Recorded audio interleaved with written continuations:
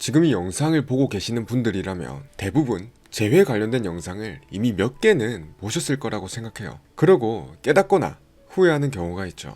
매달리지 말걸. 내가 너무 질척거려서 이제 가망이 없는 거 아닌가? 왜냐하면 대부분의 재회 관련 영상들이 매달리지 마라, 그냥 시간을 보내라, 기다려라, 이런 얘기를 하는 경우가 더 많거든요. 물론 그게 분명한 의미가 있기 때문에 저 역시도 그렇고 많은 분들이 그러한 조언을 준다고 생각해요. 다만 매달리면 마이너스다 라는 조언이 모든 상황에서 적용되는 건 아니에요.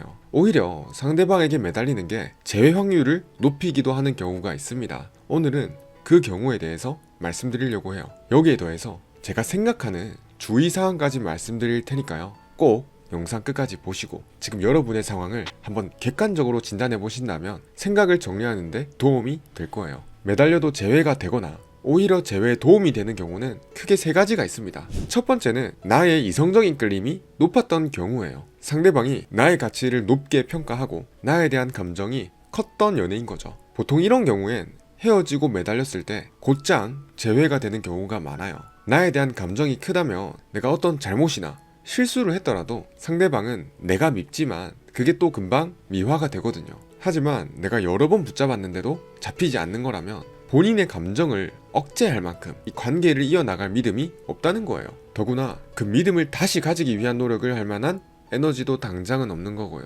이런 경우엔 보통 상대방이 나에 대한 감정이 크다 보니까 내가 어떠한 잘못이나 실수, 상대방을 서운하게 만든 사건들의 요인들을 내가 가진 본인에 대한 감정과 결부짓는 경우가 많아요. 이게 무슨 말이냐면 내가 상대를 서운하게 만들거나 힘들게 한 게 내가 그만큼 상대방을 좋아하는 게 아니기 때문으로 해석하는 거죠. 그런 상황에서 내가 가볍게 상대방을 잡아보듯이 말한다거나 나도 자존심이 있으니까 속마음은 그게 아니지만 쿨하게 받아들이려고 한다면 상대방은 역시 내가 생각했던 게 맞았다, 나를 안 좋아하는 게 맞았구나 라는 생각에 이별의 순간에서 한 번 더 상처를 받고 본인의 결정에 확신을 얻게 되는 거죠. 따라서 이런 경우라면 내가 상대방을 붙잡는 게 마냥 마이너스는 아니에요. 다만 주의사항이 있습니다. 너가 없으니까 후회된다, 허전하다, 내가 돌아보니 잘못했더라, 이런 식으로 그저 어떻게든 잡아보기 위한 말만으로 바짝 엎드려서 설득하면 안 된다는 거예요. 상대방이 나랑 연애하면서 나에게 어떤 상처를 받았을지, 나에게 어떤 기회를 알게 모르게라도 줬을지를 곰곰이 생각해봐야 됩니다. 간혹 내가 상대방이 뭐 때문에 힘들어했을지, 뭐 때문에 상처받았을지 곰곰이 생각을 하긴 했지만 판단을 잘못해서 상대가 생각했던 어떤 이별의 이유랑 영 다른 요인들, 혹은 상대방이 크게 신경 쓰지 않았던 요인들을 대면서 내가 사과를 한다면 상대방은 너는 뭐가 문제인지 모르는구나 라고 나오게 될 수 있다는 거죠. 다음으로 매달리는 게 재회에 도움되는 두 번째 경우는 상대방의 자존감이 낮은 경우예요. 자존감이 낮아서 나타나게 되는 행동은 다양하지만 여기선 애정결핍에 대해서 말씀드릴게요.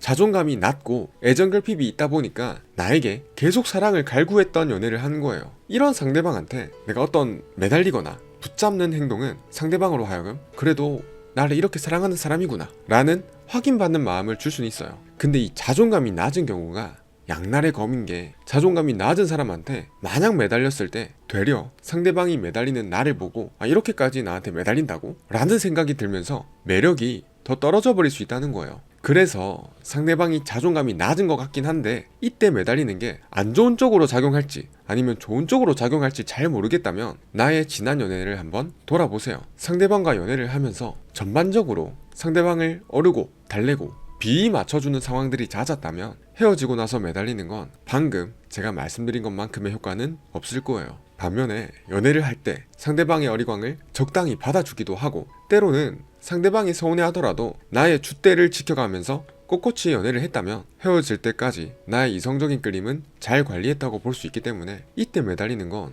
제가 말씀드린 것만큼의 긍정적인 효과가 있을 거예요. 상대방으로 하여금 매달리는 나를 봤을 때 뭐야, 질린다, 매력없다 이런 느낌보다는 얘가 나를 이만큼 좋아하네 라는 확인시켜주는 계기가 될 수도 있다는 거죠. 그럼 상대방이 자존감이 낮았고 내가 계속 매달리는 연애였다면 헤어지고 매달렸을 때 최악인가요? 라고 여쭤보실 분도 계실 텐데요, 꼭 그렇진 않습니다. 자존감이 낮은 사람은 남의 말에 쉽게 영향을 받아요. 그리고 그 남 중에서도 한때는 본인과의 착을 형성했던 나의 어떤 말이나 행동에 더 영향을 받을 수 있겠죠. 그 점을 이용하시면 됩니다. 헤어졌더라도 나에 대한 생각 투자를 끊는데 방해가 될 만한 어떤 말이나 행동을 하는 거죠. 대표적으로는 SNS 관리를 한다든지 상대방이 이별을 합리화하기 어렵게 만들 수 있는 어떤 멘트를 보내는 게 있겠습니다. 나에 대한 오해를 풀거나 상대방이 했었을 어떠한 잘못을 가볍게 짚어줄 수도 있겠죠. 다음으로 매달리는 게 재회에 도움이 되는 세 번째 경우는 상대방에게 새로운 애인이 생길 가능성이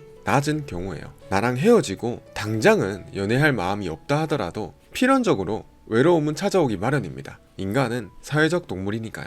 근데 상대방의 상황이 군인이라서, 혹은 지방 구석에 있어서, 혹은 동성 집단에만 있고 활동 반경이 제한적이어서 등등 여러 이유로 인해서 새로운 애인을 만들 만한 상황이 못 된다거나, 사실 연애 시장에서 크게 가치가 있는 사람이 아니어서 새로운 애인을 못 만든다면 나에 대한 생각이 절로 날 수밖에 없어요. 물론 이런 상황이라 하더라도 본인이 헤어지자고 한 이상 이성의 끈을 잡고 노력을 하는 경우가 대부분인데요. 그래도 마지막에 내가 상대방에게 매달리는 과정에서 나의 진심을 잘 전달했다면 그것이 일종의 여지가 될 수 있어요. 헤어질 때 그렇게 나를 좋아했는데, 마지막에 그래도 나랑 계속 잘해보자고 했는데 지금 연락 한번 해봐도 괜찮지 않을까? 연락 받아주지 않을까? 이런 생각이 들 수 있다는 거예요. 근데 만약 상대방이 이별 통보를 했을 때 내가 막 더 단호하게 하거나 비판을 엄청 하고 끝냈다면은 상대방은 나중에 후폭풍이 오더라도 다시 나한테 연락을 했을 때 있을 수 있는 어떤 부정적인 상황이 걱정돼서라도 연락을 더 주저하고 이성의 끈을 잡으려고 노력할 가능성이 높겠죠. 근데 제가 오늘 이렇게 매달려도 재회가 되는, 오히려 도움이 될 수도 있는 상황 3가지에 대해서 말씀드려봤는데요.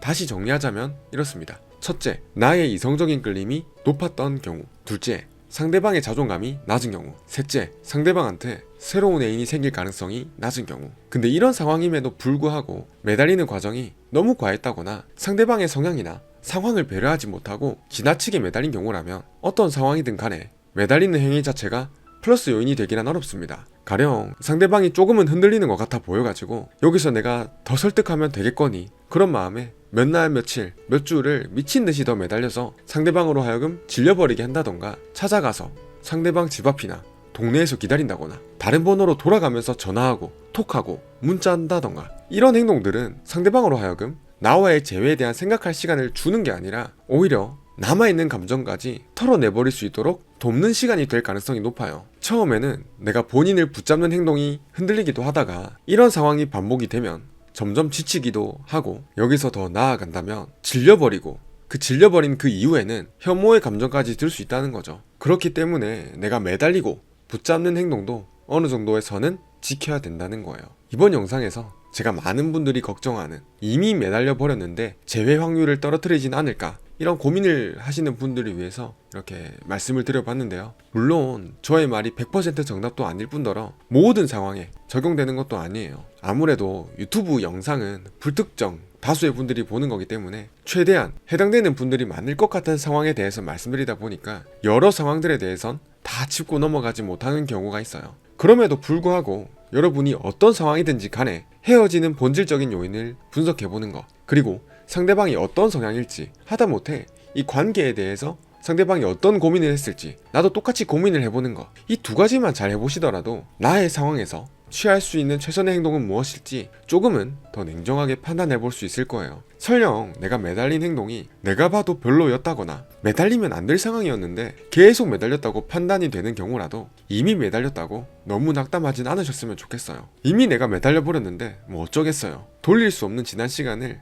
계속해서 내가 돌아보면서 후회하거나 자책하거나 이런 부정적인 감정만 가지시기보다는요, 이 다음 기회는 내가 만들 수 있을지, 만든다면은 어떻게 해야 될지, 이 사람과 재회를 바라는 게 1년 뒤, 2년 뒤 그때의 나를 위해서라도 정말 맞는 건지, 다른 사람을 만난다 했을 때 내가 똑같은 문제를 안 만들려면은 어떻게 해야 되는지, 이런 식으로 앞으로의 미래를 보면서 나를 위한 선택을 하셨으면 좋겠어요. 당연히 그건 힘든 게 맞지만 그렇게 해보려고 노력하는 거죠. 모쪼록 지금 제 얼굴을 보고 계신 분들이 이번 영상을 통해서 조금이라도 힘을 내셨으면 좋겠고요. 이번 영상이 도움되셨다면 구독이나 좋아요 둘 중 하나만 눌러주시면 감사드리겠습니다. 긴 영상 끝까지 보시느라 고생 많으셨어요. 행복하시길 바랍니다. 다음 영상에서 뵐게요.